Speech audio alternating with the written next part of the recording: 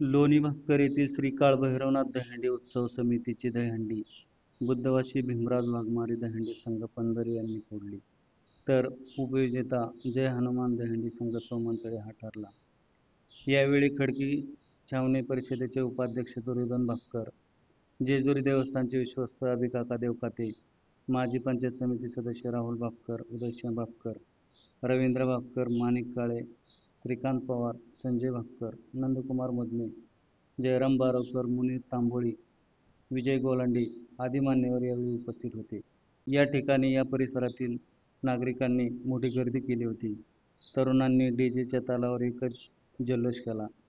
या कार्यक्रमासाठी संस्थापक अध्यक्ष मनोज मदने यांच्या मार्गदर्शनाखाली उपाध्यक्ष शिवतेज गोलांडे, अध्यक्ष रोहित बारवकर, उपाध्यक्ष सोनू कांबळे, अवधूत भापकर, खजिनदार किरण खोमणे, सचिव किरण भापकर व इतर सदस्यांनी परिश्रम घेतले.